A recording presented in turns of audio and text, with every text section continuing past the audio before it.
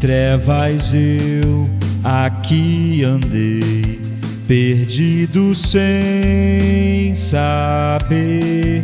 Promessas vãs eu abracei, pra morte caminhei.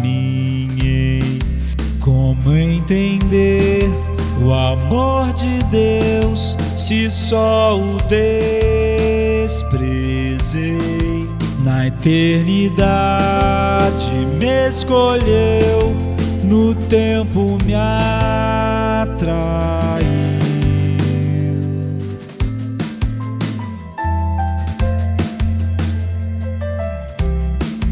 Pro inferno eu corri a Deus, no custo não pensei, mas teu amor me alcançou, levaste-me à cruz. Na cruz eu vi graça sem fim, Jesus morrendo ali.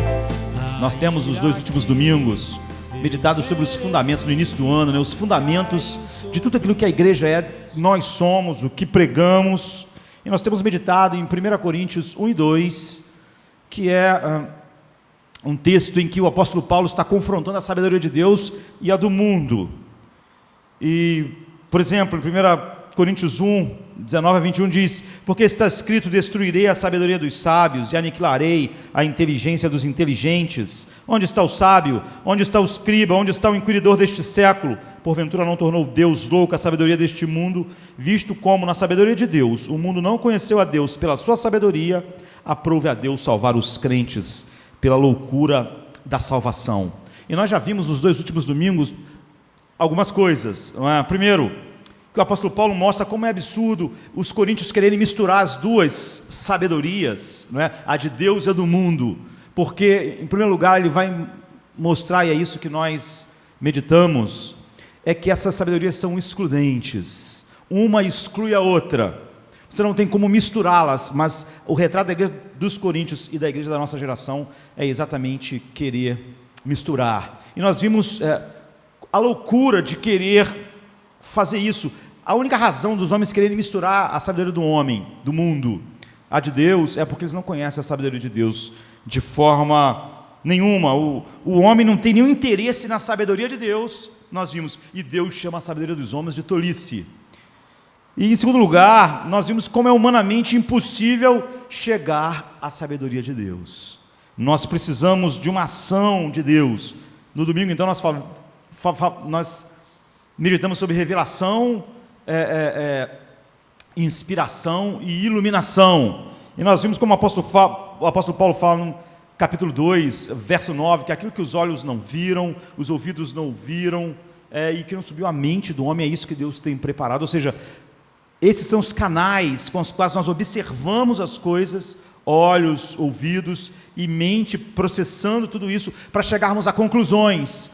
Paulo está dizendo, não, ninguém pode chegar a verdade de Deus e a sabedoria de Deus dessa forma. Ou seja, esses instrumentos funcionam para manipularmos o mundo físico, como nós vimos. Então nós temos um avanço tecnológico, mas não há nada que o ser humano possa fazer realmente por aquilo que é mais profundo no ser humano e mais importante, sua alma, seu coração, os dramas internos do ser humano.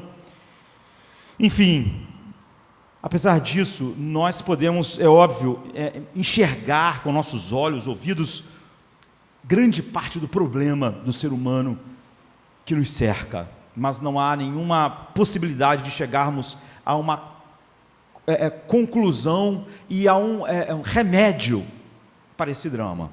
Então, no domingo, nós vamos continuar falando a respeito disso. Eu quero mostrar, fixar, não é, como essa sabedoria humana pode enxergar algumas coisas, não pode nos levar a lugar nenhum, mas como até ela mesmo, muitas das vezes é pouco experimentada numa geração fútil como a nossa. Então, em Eclesiastes 2, de 15 a 26, diz assim: assim eu disse no meu coração, como acontece ao tolo, assim sucederá comigo. Por que então eu busquei sabedoria? Então disse no meu coração que também isso era vaidade, futilidade. Porque nunca haverá mais lembrança do sábio do que do tolo. Porquanto de tudo, nos dias futuros, total esquecimento haverá, tanto do tolo quanto do sábio. E como morre o sábio, assim morre também o tolo. Então eu odiava a vida, porque a obra que se faz debaixo do sol era dolorosa para mim. Tudo isso é fútil e correr atrás do vento. Também eu odiei o meu trabalho, que realizei debaixo do sol, visto que eu havia de deixá-lo ao homem que viesse depois de mim. E quem sabe se ele será sábio ou tolo, ou seja, aqueles que herdarem o fruto do meu trabalho. No entanto, ele terá controle sobre o meu trabalho, que eu derramei o meu esforço, suor e habilidade debaixo do sol. Isso também não faz sentido. Então meu coração começou a se despertar sobre todo o meu trabalho árduo sob o sol, pois o homem pode fazer seu trabalho com sabedoria, conhecimento, habilidade, e em seguida ele deve deixar tudo o que ele possui a alguém que não tenha trabalhado nele, naquele trabalho. Também isso é sem sentido e um grande infortúnio. O que faz o homem ficar envolvido em toda a labuta e ansioso lutar com fadiga debaixo do sol? Todos os dias do seu trabalho é de dor e sofrimento, mesmo à noite sua mente não descansa. Isso também não faz sentido. Um homem não pode fazer nada melhor do que comer e beber e encontrar satisfação em seu trabalho. Isso também eu vejo, vem da mão de Deus. Versículo 24. Vamos parar aqui. Há uma enorme quantidade de pessoas que falam que o livro de Eclesiastes é um grande livro. Que é o maior livro, no sentido de mostrar para nós o que a sociedade humana realmente é, e no que consiste cada coisa que compõe a sociedade humana, os dramas sociais, etc. Por exemplo, em Moby Dick, Herman Melville, ele é um livro lançado em 1851, mas sai um filme agora, por exemplo, acho que é No Coração do Mar, é isso? Que é a história da inspiração dele para escrever Moby Dick, um grande livro, excelente. Mas ele diz assim, perto da página 100, o mais verdadeiro de todos os livros sobre o homem é Eclesiastes. Então, você vai ver que em muitos lugares há essa afirmação, e uma quantidade enorme de pessoas falam essa mesma coisa. Thomas Wolfe, que é um escritor americano famoso, viveu pouco, nasceu em 1900, morreu em 38, e ele escreve um livro que foi só lançado em 1940, ou seja, 2 anos depois que ele morreu jovem ainda, mas tem uma obra vasta, e o nome do livro é Você Não Pode Voltar para Casa. E um trecho do livro, ele diz assim, Eclesiastes é a maior porção escrita que eu já conheci. Quer dizer, quem está dizendo isso é um dos personagens. Como lá em Moby Dick, quem estava dizendo aquilo também é um dos personagens. Eclesiastes é a maior porção escrita que eu já conheci, a mais nobre, a mais sábia, a mais poderosa expressão da vida da humanidade sobre a terra, a maior flor de eloquência e de verdade sobre o homem e a sociedade. A gente podia ficar mencionando isso, um monte de pessoas dizem, olha, Eclesiastes nada descreve a vida, o ser humano, o que compõe a sociedade, os dramas da vida, como o livro de Eclesiastes, que esse é o livro que mais descortina, assim, aquilo que o homem é. Mas o que a gente percebe, o que a gente pode garantir, é que quando essas pessoas leram pela primeira vez, ou tiveram aquele primeiro contato mais superficial com Eclesiastes, não é essa a impressão que dá. Não é? É totalmente sombrio o livro para nós. Você naturalmente não fica impressionado. Quem está falando aqui é o sábio em Eclesiastes, o pregador, que é o que quer dizer. Não é? É alguém que está pensando todos os aspectos da vida e está nos levando a isso. Mas o que você vai prestar atenção sobre o pregador, sobre o filósofo, é que ele está num desespero absoluto. Ao olhar para a vida, ele está totalmente desesperado, com aquilo que a vida é. E com todas as coisas, mesmo aquelas coisas que você pode achar mais interessante na vida, ele vai bradar essa escuridão. Os primeiros versos do livro começam assim: sem sentido, diz o pregador ou o professor, totalmente sem sentido, tudo é sem sentido. Você leria um livro que começa assim? Sabe, com essas afirmações assim enfáticas: sem sentido, diz o pregador, totalmente sem sentido, tudo é sem sentido. Para ter uma versão que não é tão boa, que diz vaidade das vaidades, diz o pregador, vaidade de vaidades, tudo é vaidade. Ou seja, isso é o versículo 2. Então, quando a gente vê a passagem que a gente leu, por exemplo, no capítulo 2, você vê que é alguém que tem uma visão desesperada da vida, e uma visão sombria da vida. Ele está fazendo algo que tem tudo a ver com o que Paulo disse lá em 1 Coríntios 1 e 2, com o que está acontecendo naquela igreja, naqueles dias e em nossos dias.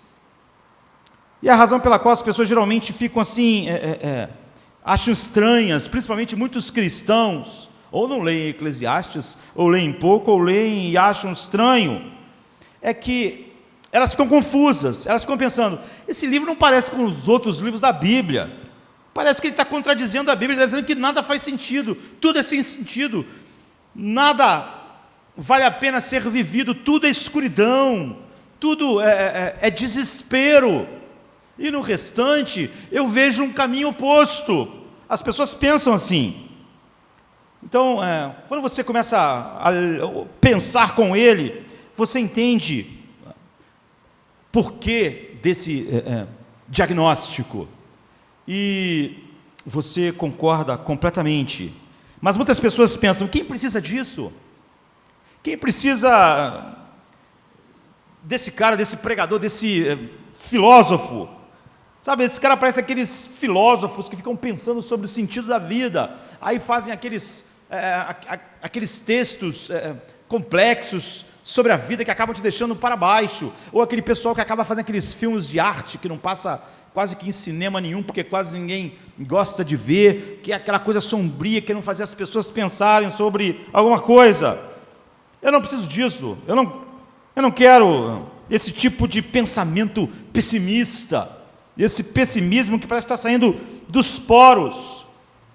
Agora, a razão da confusão e a dificuldade até de cristãos é porque algo é perdido, algo é perdido. Elas não percebem a abordagem do ensino, como ele está dizendo: olha, vamos olhar a vida com a sabedoria humana,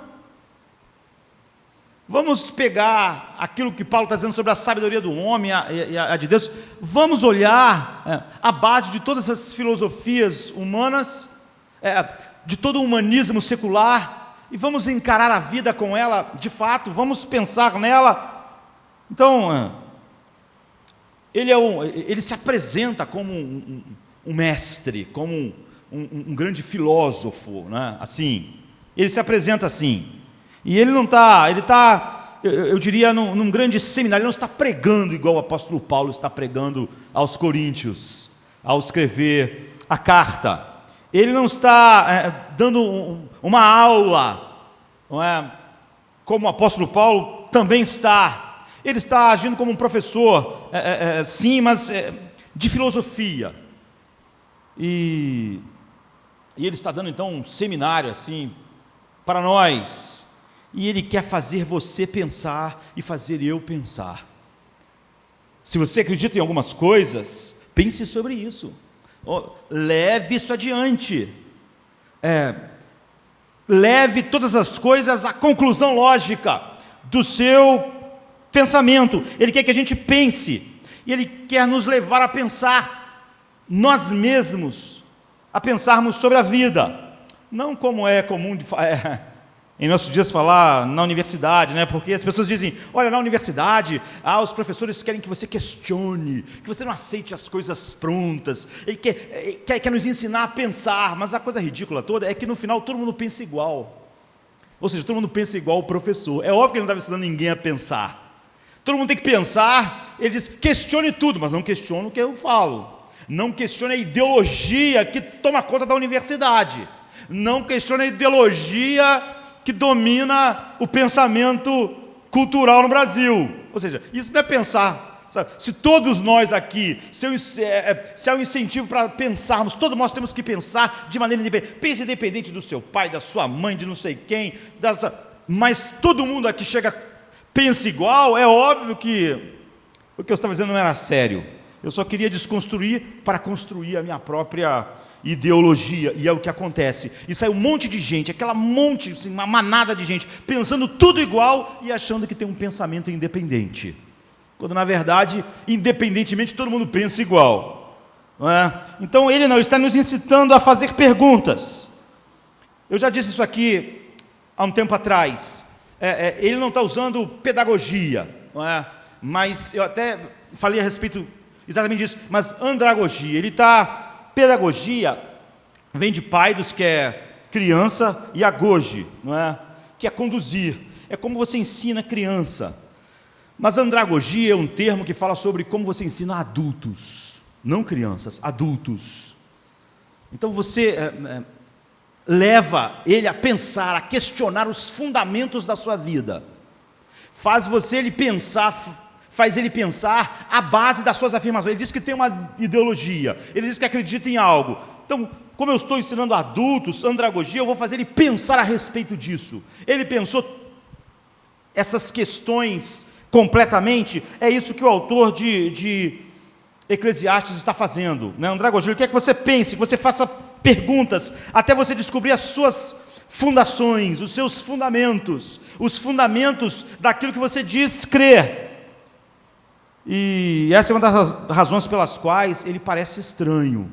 Em vez de ele estar fazendo simplesmente afirmações e ensinando, como o apóstolo Paulo está, o propósito é o mesmo. Ele está fazendo um monte de perguntas, e ele está dizendo, olha, você vê como pensar assim leva a essa conclusão, você vê como não pode levar a outra, ou você não está pensando, você está sendo ilógico.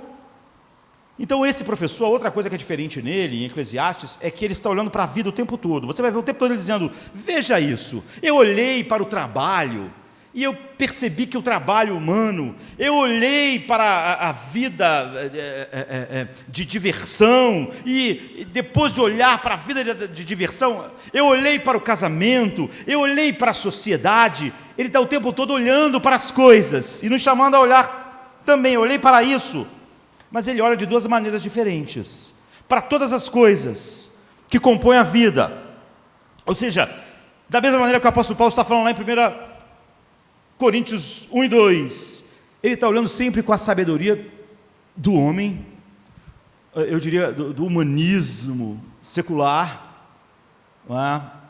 Ou então ele está nos olhando para aquela mesma coisa do ponto de vista de Deus.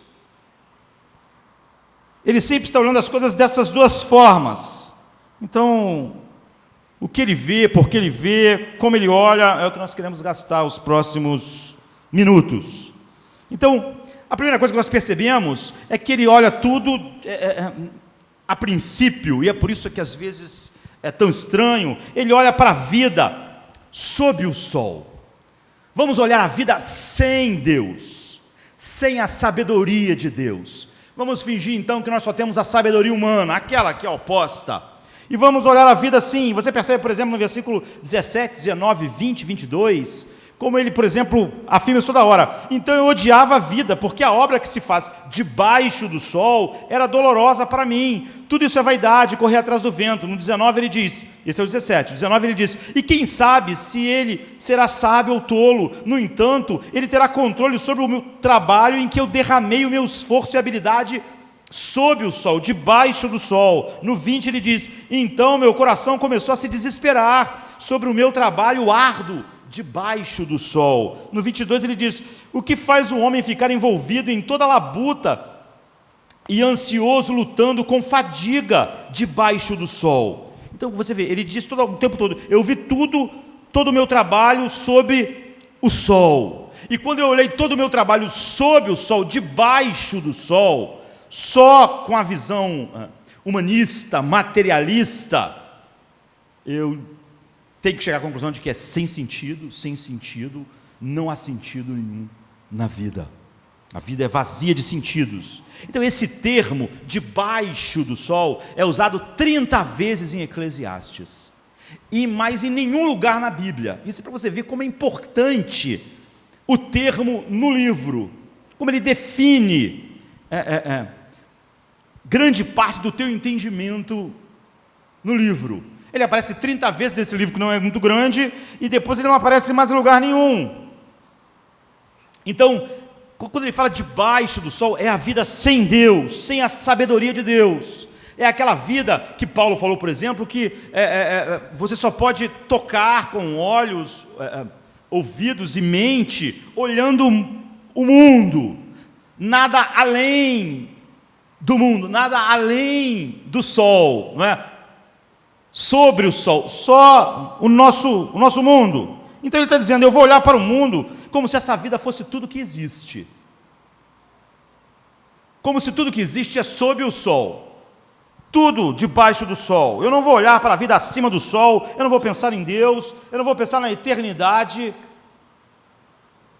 eu não vou pensar em nada além do que a vida que nós vivemos aqui, o que nós podemos ver na sociedade, na família, no trabalho, em nós mesmos, na vida. Ou seja, a única vida que nós podemos conhecer com olhos, ouvidos e mente. Vou olhar para ela. E ele nos convida. Havia uma série, não é, famosa de Carl Sagan, chamada Cosmos. Ele era um cientista famosíssimo, não é? Morreu em 96, tem um monte de livros, 20 livros, 600 trabalhos científicos, ele era um monte de coisa, não é? Cosmólogo, físico, enfim, uma sumidade na área de astrofísica, astrobiologia. Eu nunca entendi muito bem isso, porque nunca acharam vida fora daqui, mas existe uma matéria que fala, é especialista naquilo que a gente não conhece, que nunca achou. Como alguém pode ser especialista em algo que a gente nunca achou, eu não sei, mas tem astrobiólogos assim. E ele era tudo isso. Então, sempre que ele começava o programa Cosmos, ele começava assim: o cosmo é tudo que existe, ou jamais existiu, ou jamais existirá. Ele está dizendo, a vida material que a gente vê, toca, olha, mesmo quando a gente consegue olhar além do nosso sistema, é óbvio que o autor de Eclesiastes não está olhando para além do Sol, do sistema solar, mas ele está usando isso como algo além do material. Carl Sagan está dizendo, olha, não existe nada a não ser isso. Não existe céu, não existe inferno, não existe Deus. O cosmo é tudo que existe. A definição de cosmo é tudo menos Deus. Então não existe céu, não existe inferno, não há eternidade, não há nada além desta vida. É isso que é a vida sob o sol de Eclesiastes. É olhar a vida como se tudo fosse só o que a gente experimenta. Agora, a maioria das pessoas que eu conheço, e a maioria das pessoas no mundo, não são ateus, assim como Carl Sagan. Eles são mais agnósticos. O agnóstico é alguém que acredita que existe um Deus, mas ele não acredita que possa ter nenhum contato, que é impossível se conhecer Deus. Então ele acha o seguinte, pode até existir um Deus, mas ele vive a vida como se Deus não existisse. Porque se existe um Deus que criou, que não criou, não sei. Mas é impossível de saber o certo e o errado, saber o que é bom, o que é mal, a partir dele, porque não há nenhum contato entre ele e nós. O cara é agnóstico, então ele vai seguir o coração dele, o que ele acha bom, o que ele não acha bom, mesmo que ele não se diga ateu. Não é? Ele até pode dizer, não, eu acredito em Deus, mas eu não tenho a menor ideia do que Deus pensa sobre nada. Então eu sigo, a maioria das pessoas é assim. E ele diz, essas pessoas, normalmente elas dizem assim, mas nós não temos que ser como essa pessoa. Eu vou olhar para a vida como se a vida que a gente vive seja a única coisa que existe, não é? Mas eu vou olhar a vida só sob o sol, mas eu não vou ter esse olhar pessimista. Então o que o autor de Eclesiastes vê? O que ele vê é uma inconsistência absoluta no pensamento, na mente humana, funcionando, não é? E ele vê uma inconsistência absoluta em todas as coisas que compõem a nossa vida, a sociedade, todas as coisas. Porque ele está dizendo o seguinte: se tudo que existe é sob o sol, se tudo que existe é a sabedoria humana, contando apenas com o que existe debaixo do sol, aquilo que a gente pode ver com os olhos, ouvir e raciocinar com as nossas mentes, simplesmente. Então ele começa a dizer: olha, vamos juntos, vamos olhar para a vida assim. Você vê como nesse mundo tem pessoas que trabalham, nasceram, é muita dificuldade, e esse trabalho nunca daria um resultado. Já há pessoas que nasceram em condições melhores, às vezes nem trabalharam tanto, mas tiveram muito mais coisas. Você vê, assim é a vida. Depois ele diz assim: olha, é pior do que isso. Você pode trabalhar duro e conseguir coisas difíceis a partir desse trabalho duro na vida, mas você sabe que logo você vai morrer e vai deixar tudo para lá. E se a vida só é essa debaixo do sol, então isso não faz sentido. Trabalhar duro para construir algo, para depois a gente morre e deixa tudo para lá. Mas pior ainda, o autor diz, depois que tu morre, vem um idiota e fica com aquilo que você foi o produto do seu trabalho, totalmente sem sentido. Você gastou a sua vida inteira e um idiota fica com aquilo tudo, e um idiota que talvez não tenha trabalhado nada para ficar com aquilo. Você constrói uma instituição, você estabelece uma escola de pensamento, só para daqui a alguns anos está tudo em ruína. Todas aquelas tuas ideias, todo o teu esforço, acaba em nada. Mas você vê, esses são apenas os sintomas. Ele vai começar a dizer a respeito disso, a todos os aspectos da vida e como eles são sem sentido. Mas no versículo 15, 16, ele diz: vocês percebem que não há nenhuma diferença entre o tolo e o sábio? Se um cara é sábio, se o cara é um tolo, no final das contas, se nós olharmos a vida só debaixo do sol, não há nenhuma diferença. É sem sentido. Por que a gente tem que ser sábio? Ele diz assim: assim eu disse no meu coração, como acontece ao tolo, assim sucederá a mim. Porque então busquei a sabedoria? Então eu disse no meu coração: isso não faz sentido. Eu luto para ficar sábio e morro. O outro lá é um estúpido, e o que acontece com ele? Morre também. No final é a mesma coisa. Eu faço boas ações e no fim morro. Aí o cara ali não faz nenhuma boa ação e no fim ele morre. Acaba tudo igual. É sem sentido. Por que você diria que a minha vida de busca de sabedoria é melhor do que a do idiota, se a gente acaba na mesma coisa? Se acaba do mesmo jeito? Por que você diria que a minha vida de boa ação é melhor do que a vida do egoísta, se no final tudo acaba igual? Se o fim é o mesmo? É sem sentido.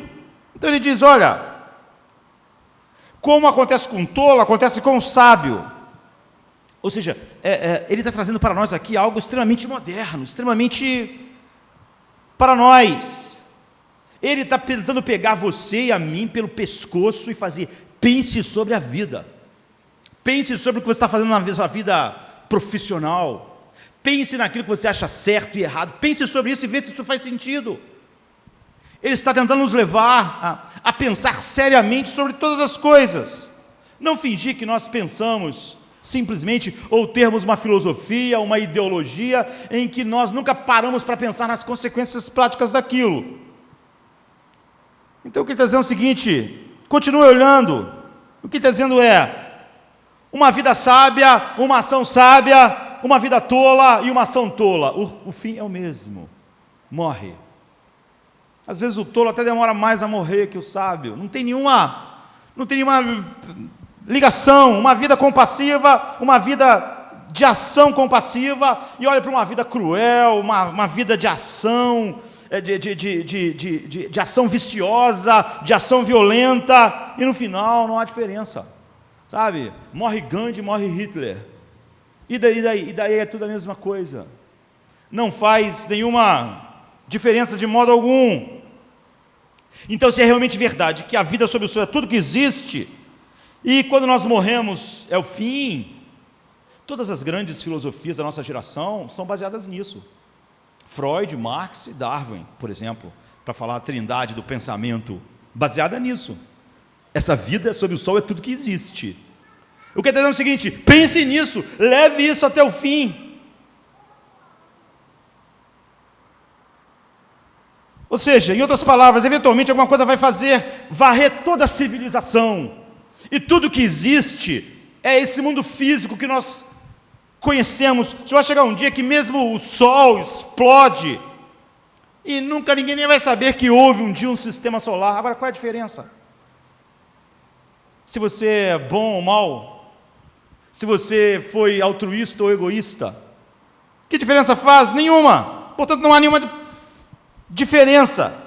Se você percebeu que a vida é a única coisa que acontece debaixo do sol, que é o que norteia o pensamento humanista secular, como eu disse, ou seja, esses homens, mesmo os que eu mencionei, Marx, Freud, Darwin, nunca levam o pensamento deles até o fim, e nem as pessoas. Porque é óbvio que se o que ele está dizendo, e a base do que ele está dizendo é que a vida é só debaixo do sol, eles não podem dizer, Marx, por exemplo, não pode dizer que há uma exploração. Que conceito é esse? Injustiça, de onde está vindo esse conceito? Ele não existe. Se tudo começou do nada e vai acabar no nada, esses conceitos não fazem sentido. Quem disse que isso é ruim? Quem disse que é mal? Baseado em quê? Na natureza? Quando você olha para a natureza, por exemplo, o forte explorar o fraco é errado. Por quê? Você nunca viu um leão matar uma zebra?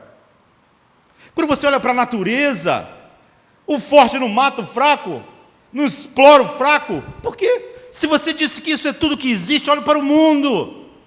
Baseado em quê você vai dizer que o forte explorar o fraco está errado? Ou que você tinha que conseguir algo mais... uma sociedade melhor. Melhor como? Quem é que define o que é esse melhor? Partindo da onde? Então, secular debaixo do sol. Simplesmente, se você olhar a vida só assim, veio do nada, está indo para o nada, esse mundo é tudo que existe, não faz nenhuma diferença como você vive. E você falar que generosidade é melhor do que egoísmo, é uma afirmação tola. Porque você está dizendo que não existe nada para definir isso, a não ser você mesmo. E que é óbvio, qualquer ser humano pode pensar diferente, e não só pensar diferente, mas como pode olhar para o mundo material e ver que o mundo não funciona dessa forma.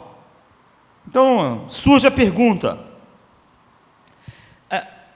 Na média, nós somos pessoas inteligentes, e a média da premissa do pensamento... pelo menos do Ocidente, é que essas ideologias, por exemplo, estão certas, mas que a vida faz sentido. Não é? Elas não estão desesperadas, elas nem estão dizendo que elas flertam com a ilógica na vida. Eles não dizem isso, sem sentido, a vida é sem sentido. Não dizem isso. E, no entanto, eles estão dizendo que tudo que existe é o mundo, tudo que existe é debaixo do sol. Agora, essas pessoas estão pensando direito, ou seriamente, ou eles usam um pensamento fortuito só para tapar a realidade, que eles não pensam nas consequências dessas premissas que eles dizem acreditar. Então, a chave é olhar a questão que ele traz para nós. As perguntas, é por isso que ele está nos enchendo de perguntas. Ele diz assim no versículo 22, o que faz o homem ficar envolvido em toda labuta e ansioso, lutando com fadiga debaixo do sol? Essa é a questão. Olhe para o todo. Você tem olhado para partes da vida, e olhando para partes da vida, você tenta encontrar um sentido nessa parte, isolado do todo. Não, você não pode fazer isso, porque se você olhar isoladamente, você pode descobrir sentidos que, na verdade, são fruto do absurdo. Tudo que você faz na vida, você pensa que deve haver um sentido. Mas quando você olha para a vida, você não se preocupa com isso. Porque a pessoa diz, olha, eu não fico pensando muito no sentido da vida. Mas isso é estranho, porque você não faz nada dessa forma em nenhuma parte da vida. Como as partes podem ser tratadas de uma maneira e a vida de outro. Por exemplo, Se eu falar para você assim, amanhã eu quero que você e você venham aqui para a igreja, fique aqui no quintal, de 10 da manhã às 5 da tarde. Qual vai ser a primeira pergunta? Para quê? Não tem para quê, vocês ficam aqui. Não, isso não faz sentido. Isso não tem lógica, não vou passar o dia inteiro no quintal da igreja, ou ali na praça. Tem que ter um propósito, porque se não tiver um propósito, não faz sentido. Você vê, para as coisas mais básicas da vida, você diz, tem que ter um sentido. Se não tiver um sentido, você vê como ele começou no versículo 2, sem sentido e sem sentido.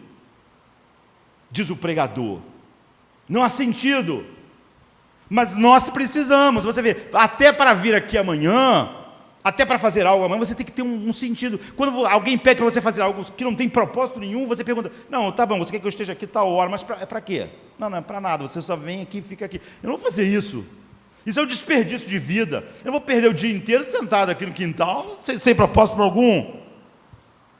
Então, você pensa, tudo precisa ter um sentido. Agora, isso partes. Amanhã, algumas horas da sua vida precisam ter sentido para explicar a eles. E a vida?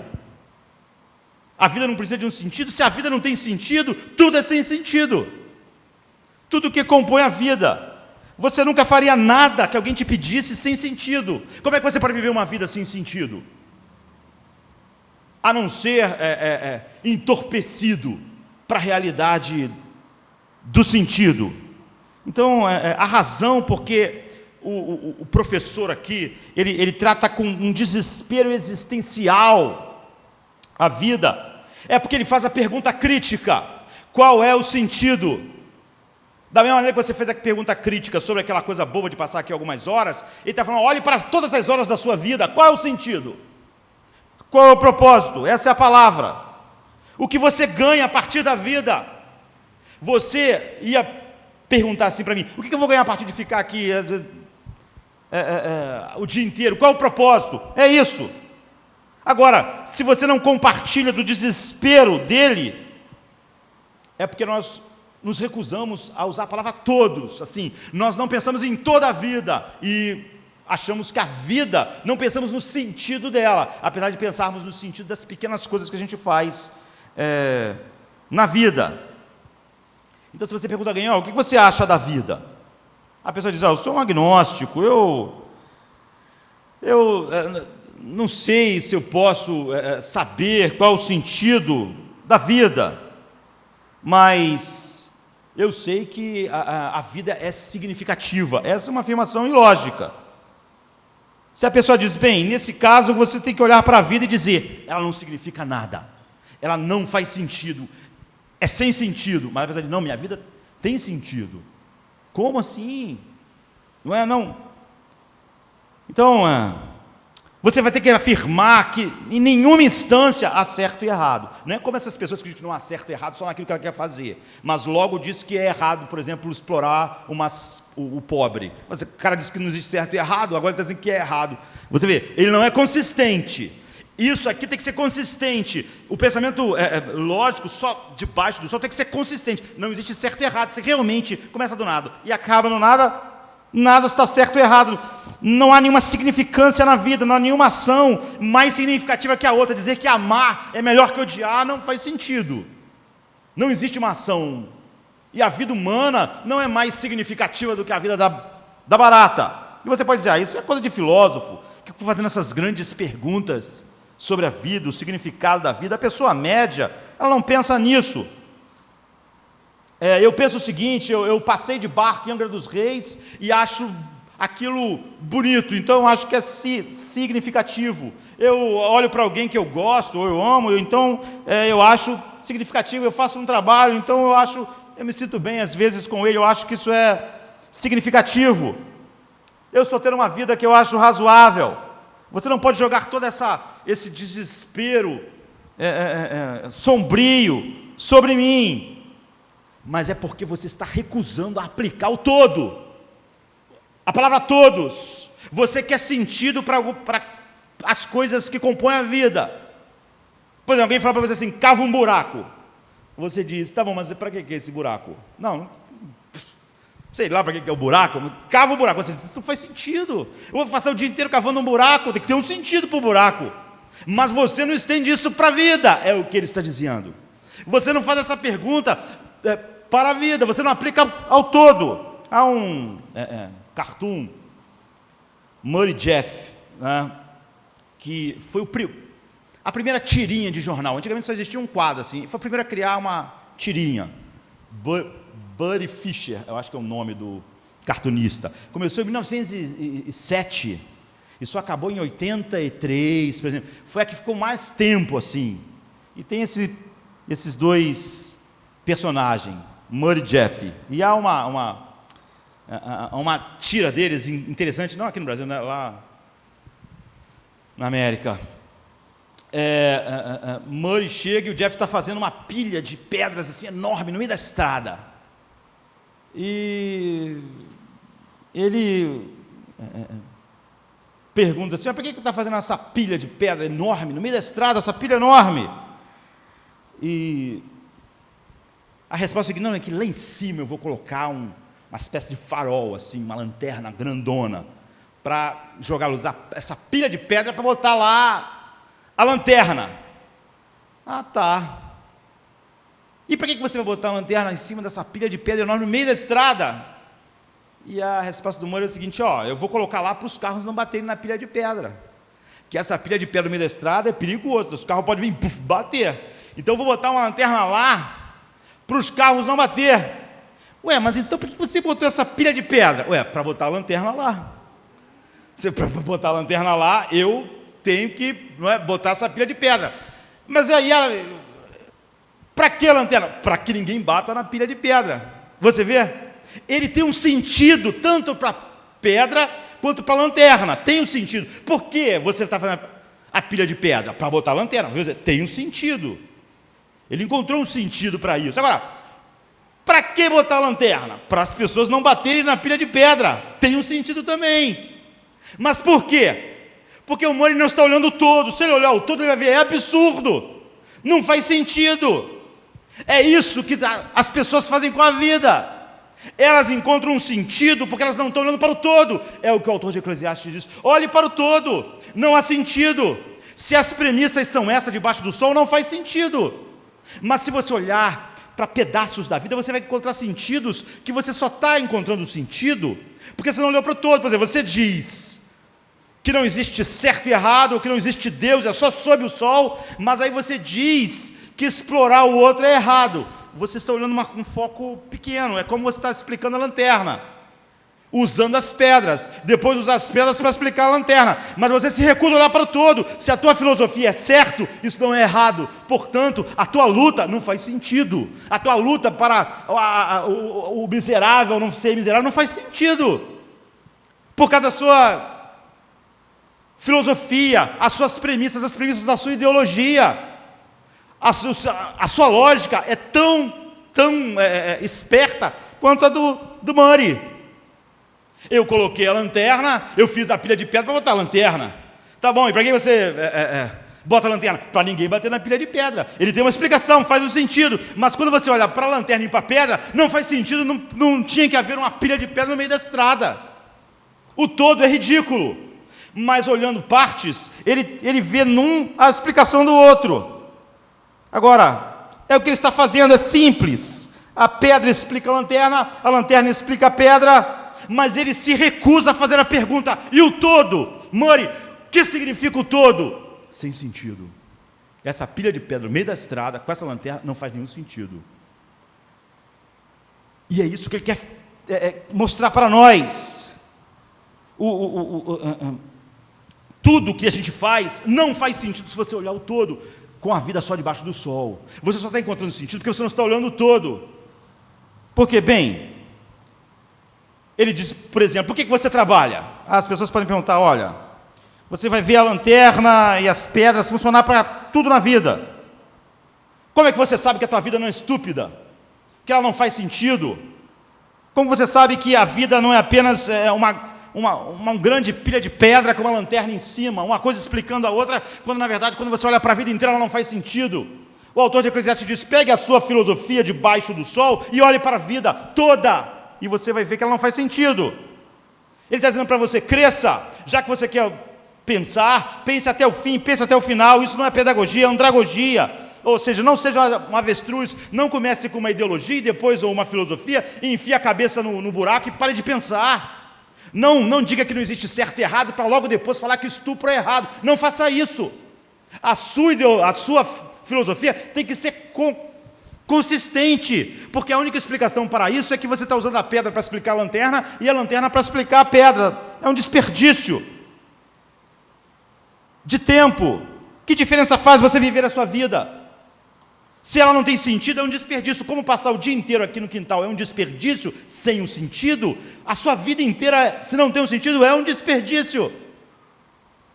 Você não pode fugir da realidade, mas a pessoa média não vai querer ouvir isso, porque isso destrói a vida que ela quer viver. É só por isso. Não há nada sobre lógica e pensamento. Eu estava falando, vendo alguém falar para outra pessoa, certa vez, olha, como é que você define o que é certo e errado? O que é certo e errado? E a pessoa disse, olha, não há razão para isso. Não há nenhuma maneira de saber o que é certo e errado. Essa pessoa que pode não ser ateu igual Carl Sagan, mas vive de maneira... É um agnóstico. E tem muito cristão agnóstico, vamos combinar. Tem cristão que diz assim, olha, eu sinto que Deus não devia ser assim ou assado, ou seja, como se Deus não tivesse dito nada. Ele segue o coração dele e diz que acredita num Deus. E a pessoa diz assim, olha, se você sentir no seu coração que uma coisa é certa, você deve fazer. Se você sentir que é errado, você não deve fazer. E é assim que você encontra o sentido na vida. Então a pessoa perguntou assim, bem, e Hitler? Ele sentiu no coração que ele estava fazendo era certo. Aí a pessoa ficou enrolada para responder. Até agora uma polêmica, né? Caiu já se pode editar livremente a obra de Hitler mais famosa, Mein Kampf, né? E tem gente que é contra publicar. Essas pessoas que dizem que não há certo e errado, são contra que se publique uma obra, mas não é certo e errado, mas eles são contra, e fica essa discussão. Então a pessoa perguntou, e Hitler? Aí o que a pessoa respondeu foi o seguinte, como a maioria dos seres humanos sentiu no coração que ele estava errado, então o que ele estava fazendo era errado. Então, primeiro a pessoa disse que era o coração da pessoa que define, depois ela disse que, como a maioria dos corações acharam que ele estava errado, então ele estava errado. Então a próxima pergunta foi o seguinte, mas há 200 anos atrás, a maioria esmagadora das pessoas no mundo achavam que a escravidão estava certa. Ela estava certa? Aí a pessoa disse assim, olha, sinceramente, ficar pensando nessas coisas dá um nó na nossa cabeça. E a gente fica confuso, não é? Você vê, ele não quer pensar porque não faz sentido. Ele estava usando a pedra para explicar a lanterna e a lanterna para explicar a pedra. Quando você leva ele a olhar o todo, a explicação que ele está dando não faz nenhum sentido. Aí ele prefere dizer, isso é muito profundo, nossa cabeça não consegue. Então quando alguém diz, eu não preciso fazer essa pergunta, o que ele está dizendo é o seguinte, essa pergunta vai destruir, vai fazer desmoronar a minha vida. Se eu levar as últimas consequências, como você quer, o pensamento de Freud, de Marx, de Darwin, ele vai destruir tudo. Eu não posso fazer essas perguntas, porque eu quero sentir que o ser humano tem uma importância, eu quero sentir que minha vida faz algum sentido, eu quero sentir que a minha vida faz diferença. Se o pensamento é só sob o sol, do nada para o nada, então eu quero ser otimista, eu quero ser um agnóstico otimista, ou eu quero ser alguém que fala que tudo é só debaixo do sol, que Deus não, mas eu quero ser otimista. Mas a única maneira é você usar a pedra para explicar a lanterna e a lanterna para explicar a pedra. Por que você deve ouvir é o seguinte, se sua origem é insignificante, ou seja, você veio do nada, e o seu destino é insignificante, você vai para o nada, tu tem que admitir, no meio a sua vida é insignificante. Se daqui a algum tempo nada disso vai continuar, vai existir, nada mais tem importância, quando você der o seu último suspiro, a sua vida é insignificante. Pare de falar que ela tem algum significado. Você disse que ela veio de algo sem significado e vai para algo sem significado. Não tente inventar um significado no meio. Não tente dizer que o pensamento cristão, por exemplo, como a gente vê às vezes, tão comum, as pessoas tentando encontrar buracos e inconsistência, mas não há nada mais inconsistente do que um pensamento humanista secular. Essas pessoas pensam muito pouco naquilo que elas dizem. Como não faz sentido, ou então se elas levarem até o fim o que elas deviam fazer, elas não suportam a vida daquela forma. Jean-Paul Sartre é um filósofo, dramaturgo francês, escritor, ganhou o prêmio Nobel em 64, não quis receber, enfim. Ele é um dos maiores filósofos existencialistas. Tem um artigo dele de 46, logo no final da guerra, importante, chamado Existencialismo e Humanismo. Ele diz assim, Sartre: Deus não existe. A vida é só sob o sol. E nós temos que enfrentar todas as consequências disto. Pelo menos ele começa bem. Você vai ver que o que ele vai aplicar na vida é inconsistente, mas ele é melhor do que a massa de pessoas no mundo. Deus não existe, nós temos que enfrentar todas as consequências disto. O existencialista se opõe fortemente a um certo tipo de ética secular que quer abolir a Deus sem enfrentar o custo, que é abolir a Deus e depois dizer que o assassinato é errado. Por exemplo, sem as consequências inevitáveis de você abolir Deus. O existencialista realmente pensa que é muito angustiante Deus não existir, porque toda a possibilidade de encontrar quaisquer valores desaparece com Deus. Não pode haver algo bom a priori, já que não há uma consciência infinita e perfeita para pensá-lo e dizer para nós. Sartre dizendo no artigo dele. Ou seja, nós não podemos dizer que existe algo bom porque não há uma consciência, uma mente acima de nós para dizer para nós que algo é bom, só eu e você. Então, em nenhum lugar está escrito, já que Deus não existe, que nós devemos ser honestos. Nunca diga que você tem que ser honesto, que ser honesto é melhor do que ser desonesto. Essa ética secular, ele diz, é estúpida.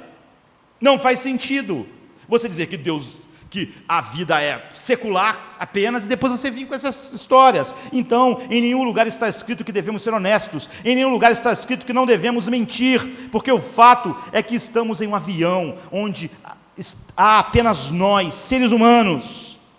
É isso, você vê essas pessoas que seguem o primeiro passo de Sartre, não é? Oh não, o mundo é tudo que há, o Estado laico, e quando eles falam do Estado laico, estão falando sobre o Estado ateu, daqui a pouco eles falam sobre direitos humanos. É isso que Sartre está dizendo, que direito?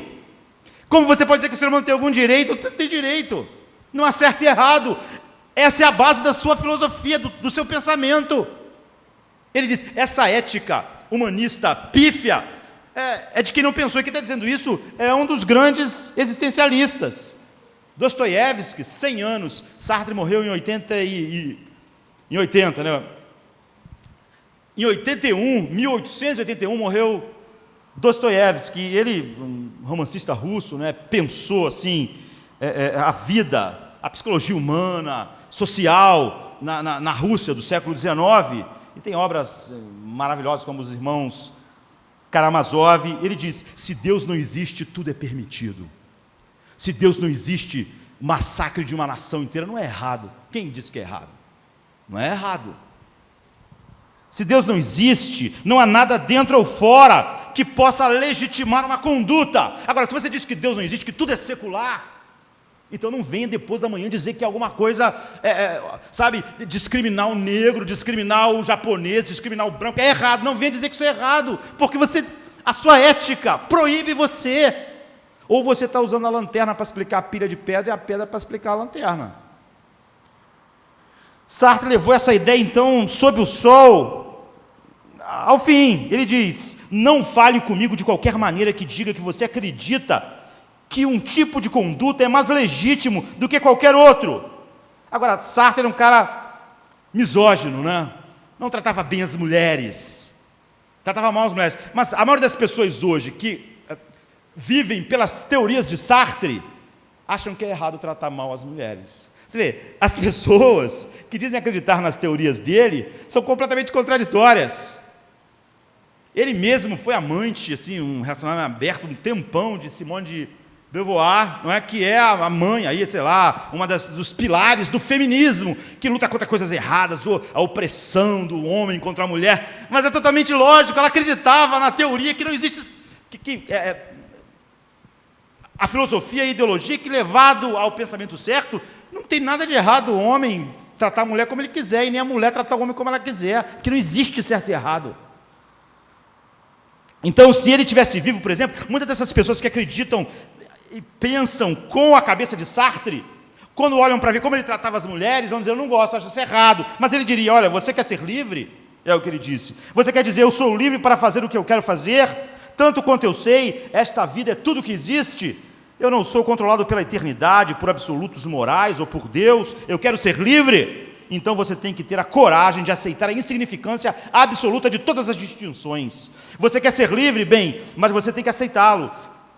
A vida não faz sentido, não faz sentido. Nada do que você vai explicar sobre certo e errado faz sentido. Ou seja, é como o autor de Eclesiastes começou: se a vida é só debaixo do sol, essa é a única conclusão. Ou você está usando como Jeff e Murray para explicar a pedra, para explicar a lanterna, e a lanterna para explicar a pedra. Então você vê, essas pessoas criticam a fé cristã. Um salto no escuro, não pensar, mas quem não está pensando? Sartre diz, se existisse um Deus, é verdade que se ele dissesse que o egoísmo é mal, então é mal. Mas não existe, então não me fale sobre o egoísmo ser mal. Vê, há uma lógica. O problema todo é que Sartre também lutava contra causas erradas no mundo. Ou seja, nem ele pode viver com a filosofia dele. Ele achava que, depois desse discurso todo, ele não podia viver consistentemente. A vida sob o sol é tudo que existe. A pessoa diz, mas eu sou otimista que o mundo vai melhorar. Como otimista? Eu tenho sentido na vida, eu posso desfrutar as coisas. Eu sei que algumas coisas estão certas e erradas. É um monte de declaração insensata. Eu sei que é melhor ser compassivo do que violento. Sabe como? Você acabou de dizer que é do nada para o nada, não está nada acima da gente. Como você sabe isso? Mesmo Sartre diz, você tem que aceitar o peso de que não existe isso. Se você acredita nisso. Eu sei que essas coisas são assim, isso é fé cega. Você vê, quando essas pessoas falam, por exemplo, do cristianismo, estão falando sobre uma fé cega. Isso é uma fé cega, porque ela não tem nenhum suporte lógico. Não suporta o pensamento rudimentar. Então o professor está fazendo nós pensarmos. E depois ele vai usar a palavra Deus pela primeira vez no versículo 24. E você vai ver que ele só tinha usado a palavra Deus no versículo 13, para falar como essa vida sem sentido, Deus colocou o homem nela, e diz assim, e apliquei ao meu coração a esquadriar, informar-me com sabedoria de tudo quanto sucede debaixo do céu. Esta enfadonha ocupação deu Deus aos filhos dos homens para nela os exercitar, mas a partir de agora, até o capítulo 3, ele vai falar um monte de vezes a respeito de Deus, porque agora ele diz, olha para a vida um pouco a partir de Deus. Quando você olha daquele jeito, você vê, sem sentido, agora vamos tentar olhar de outra forma. E ele vai dizer algo maravilhoso, ele diz, até esse desespero existencial é graça de Deus. Isso não é suficiente, você vê, porque você precisa daqueles princípios que nós vimos no domingo para o homem se achegar a Deus de fato, não é? Precisa de revelação, inspiração, iluminação, enfim, daqueles meios. Mas isso é uma coisa boa. Ou seja, eles assim, um homem não pode fazer nada melhor do que comer e beber e encontrar satisfação em seu trabalho. Isso também, eu vejo, é das mãos de Deus. Ele diz, também. Porque ele está comparando com aquele, ele diz, todo trabalho é sem sentido e enfadonho. Ele está dizendo, aquilo quem faz também é Deus. Deus faz toda a agitação humana, não tem nenhum sentido. Você cavar buraco sem sentido, você fazer uma pilha de pedra para botar a lanterna lá em cima e explicar a lanterna pela pedra e a pedra pela lanterna. Porque perceber isso é um passo para enxergar a realidade. E a cura nunca vem sem isso. Então ele disse assim no 20, então meu coração começou a desesperar sobre todo o meu trabalho árduo sob o sol, pois um homem pode fazer seu trabalho com sabedoria, conhecimento, habilidade, e em seguida ele deve deixar tudo. Ele diz, não, meu trabalho é sem sentido, todos os nossos esforços, mas agora ele diz, eu posso encontrar satisfação no meu trabalho, porque isso vem de Deus também. Então, você com pensamento infantil, você não pode chegar a olhar para a vida séria, porque aquilo vai destruir as bases daquilo que você quer viver. Mas chegar até o ponto em que Jean-Paul Sartre chegou, é bom, porque essa visão que parece sombria e desesperadora, se não houver iluminação, regeneração, não vai levar, como não levou Sartre, a lugar nenhum, a não ser o desespero. Mas nunca você vai chegar ao que Deus quer sem o desespero.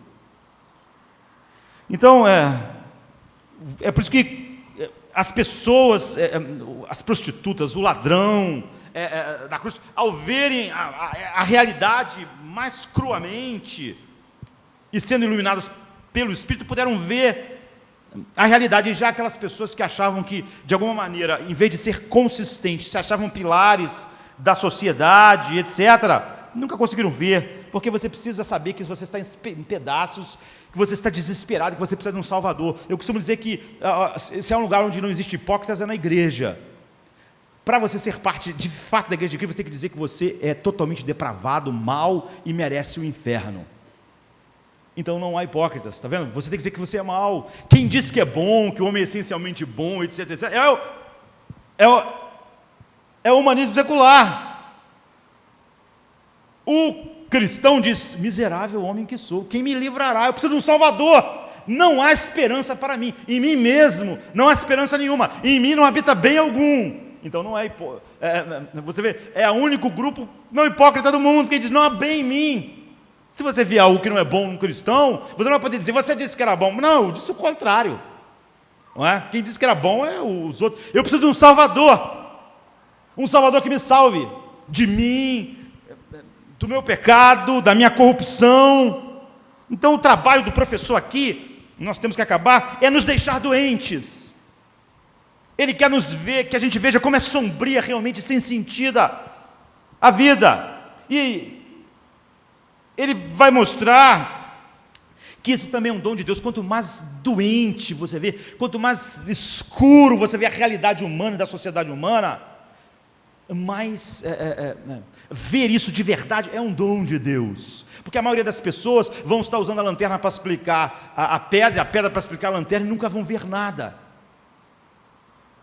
Então, Sartre foi inconsistentemente prático na vida prática, e na vida que ele queria para a sociedade, não era consistente com o que ele disse, mas havia uma consistência no seu pensamento. A maior parte das pessoas estão mais distantes ainda, porque elas não são consistentes nem com o pensamento delas. Então, ele está dizendo: olha, só Deus pode lidar com desespero existencial, portanto o desespero existencial é bom nesse sentido. C.S. Lewis, num pequeno ensaio dele chamado Encontro com a Luz, ele diz assim: como poderia um universo sem sentido produzir criaturas cujos sonhos são mais fortes, melhores e mais sutis do que o próprio universo, que é sem sentido? Não se queixam os peixes de estarem molhados no mar, mas a gente reclama que o mundo é mau. Como? Um peixe que nasceu no mar, ele não falou: o mar é muito molhado. Não, ele é peixe e vive no... Se nós somos só produto do universo, como é que nós temos anseios que nunca foram encontrados nesse universo, e a gente ainda diz: esse universo não está certo, o mundo não está certo, a sociedade não está certa. Então ele diz: se você é realmente um produto do universo materialista, por que você não se sente em casa aqui? Porque ninguém vive uma vida correta, mas todo mundo sabe que devia viver. Aqui está o ponto. Porque o desespero existencial está lá. Deus, de alguma forma, há um desespero em todos, e há aqueles em que ele vai trabalhar esse desespero essencialmente, de maneira particular, até levar o homem, por seu propósito, a única coisa que pode curar. Então, por que a ideia de que há certo e errado, mesmo nas pessoas que dizem que não existe certo e errado, que o mundo é materialista? Por quê? Porque a ideia de que o forte não deve esmagar o fraco? Porque a ideia de que você se sente mal quando vai morrer, apodrecer? Você não disse que isso que é a vida? Que isso é normal, é natural? Então por que há dentro de você algo contra a ideia de morrer e apodrecer? Por que isso te incomoda? Era como se o mar incomodasse o peixe, não faz sentido.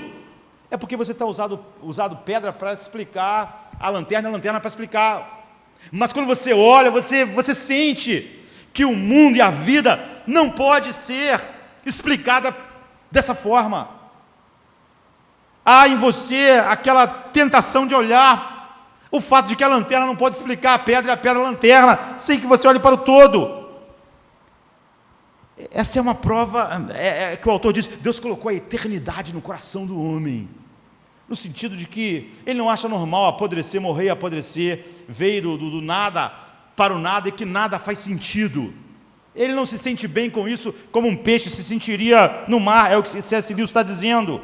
Como agora criaturas que são criadas sem propósito, vivem precisando de propósito. Na verdade, não é? Essa é a primeira coisa, mas isso não é o suficiente. E o professor fala, né, o mestre aqui, que tudo que você tem é da mão de Deus, e porque você vê tudo como resultado da graça de Deus, você vai viver uma vida que pode agradá-lo. Ele diz primeiro que a gente tem que entender que a gente está no Velho Testamento, é a visão embrionária do Novo. E o que ele está dizendo é que quando você descobre que a vida tem um propósito, que Deus te criou com um propósito, por exemplo, o trabalho tem um sentido. Por quê? O trabalho já não é mais horrível, porque o trabalho não é mais usado como ele é usado antes, para te dar significado. Então, como eu estava dizendo e depois corri, algumas pessoas dizem, a vida tem sentido por causa de determinadas coisas que eu sinto individualmente. Então as pessoas usam o trabalho para dar um significado para a sua própria vida. E quando elas vão descobrindo com o passar dos anos que aquilo não dá o significado, você odeia o trabalho. É por isso que você trabalha muito e odeia. E você vive nesse círculo. Tem gente que fala assim, olha, por que você trabalha? Eu trabalho muito para poder ter um dinheiro para tirar as férias, descansar, recarregar energia. Para quê? Para poder trabalhar. Você vê, é a pedra, a lanterna, e você nunca vai conseguir alegria no trabalho. O trabalho sempre é um fardo, é árduo para você. É o que ele diz, é sem sentido, porque é sempre sobre você. Você vai querendo encontrar algo no trabalho que o trabalho não dá. Significado da existência, sentido. Ele diz, olha, vaidade das vaidades. Se você olha para o trabalho só sob o sol, ele não faz sentido, porque o que você queria ganhar com ele é algo que o trabalho não pode dar, é algo sobre você mesmo. Agora, quando você está em Deus e você já tem esse significado, Deus faz você gozar a alegria do trabalho produtivo. A Bíblia diz então que no Novo Testamento, que cada figura do Velho Testamento aponta apenas para Jesus, não só para Deus, não é?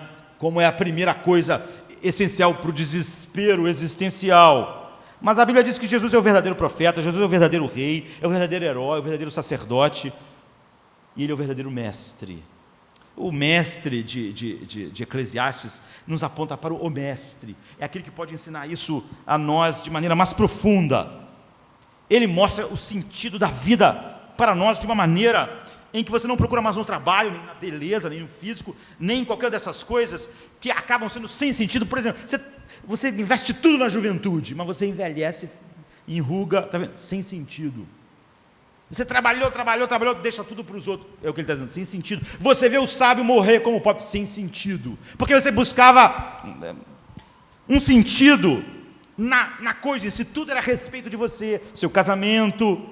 Mas, por exemplo, diz assim, o apóstolo Paulo em Filipenses 3,8, eu tive muito, mas agora eu percebo que tudo era esterco sem Jesus. Tudo era, eu tive títulos, tive importância, um trabalho importante, sucesso na vida, respeito, mas sem Cristo eu descobri que todas essas coisas eram esterco, era cocô. Não tinha valor, não tem valor, é zero, é sem sentido. Só quem dá sentido, primeiro, Deus é quem nos livra do desespero existencial, mas só quem dá sentido é Cristo. Por exemplo, Colossenses 1,16 diz, porque nele foram criadas todas as coisas, que há nos céus e na terra, visíveis e invisíveis, sejam tronos, sejam dominações, sejam principados, sejam potestades, tudo foi criado por ele e para ele. Então, racionalmente, o autor de Eclesiastes pode mostrar para você que tudo é esterco, sem Deus. Mas isso não funciona na vida, a menos que o mestre, do qual ele é só uma figura, te ensine profundamente, como para Pedro. Pedro, não foi carne e sangue que te ensinou isso, que Deus te ama absolutamente em Cristo, e que em Cristo você está para sempre em paz com Deus. Ele está te santificando para te fazer a imagem de Cristo. O que ele está dizendo é o seguinte, só Jesus, só o mestre, né? É para isso que ele aponta, pode te ensinar isso de verdade. Ele é o mestre, o professor, que ensina através do Espírito ao coração e não só à mente. O Novo Testamento, então, nos mostra mais do que a fuga do desespero, mas essa coisa positiva. Você se movendo ao longo da vida, não é? Explicando a pedra com a lanterna com a pedra. Você só é liberto disso quando isso se torna verdade. Não é? Senão você vai passar a vida olhando para pedras e lanternas para explicar as coisas. E você diz, olha, eu acredito nisso, mas várias vezes tua vida é abalada, você fica entediado.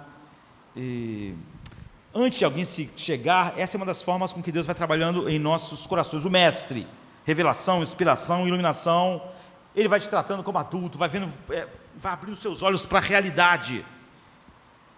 E esse é um dom de Deus. Mas só quando você vê que Jesus é o dom de Deus, é que você pode ver todas as outras coisas que você buscava para dar sentido.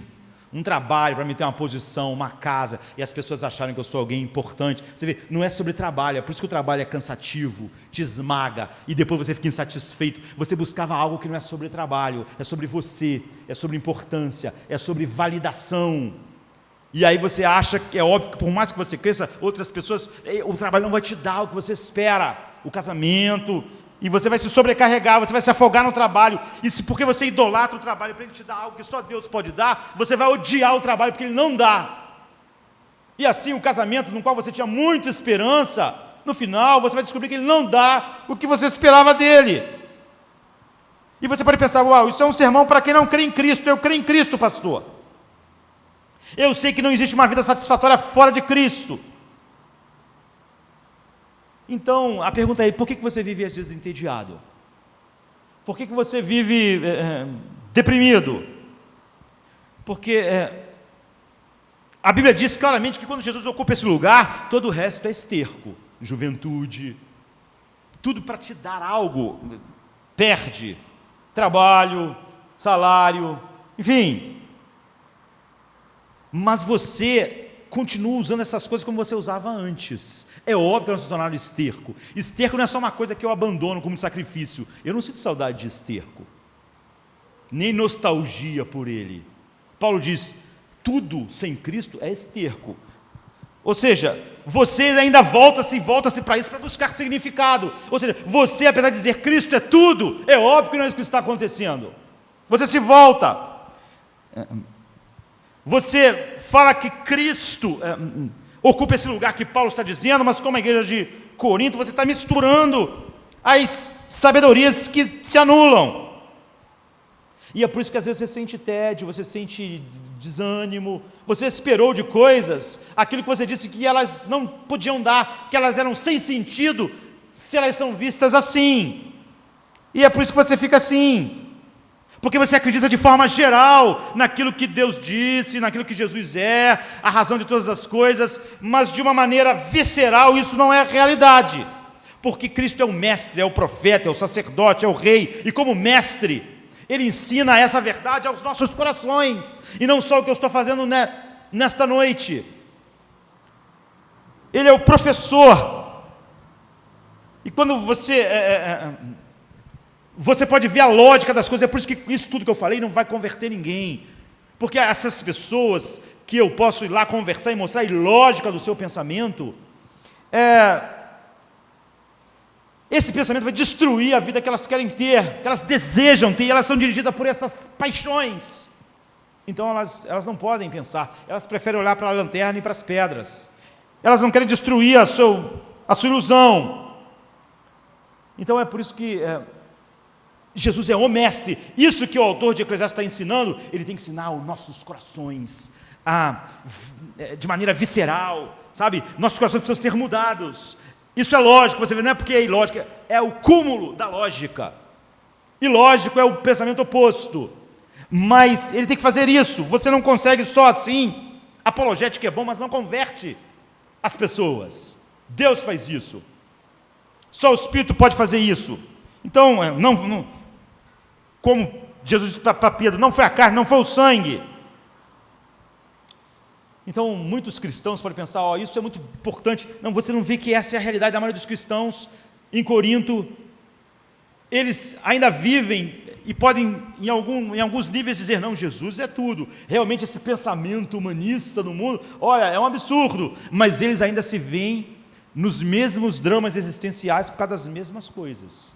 Eles esperam do trabalho o que o homem lá espera do trabalho, o sentido para a vida, a ideia de importância, de significado. Quando eles não encontram isso, eles se deprimem.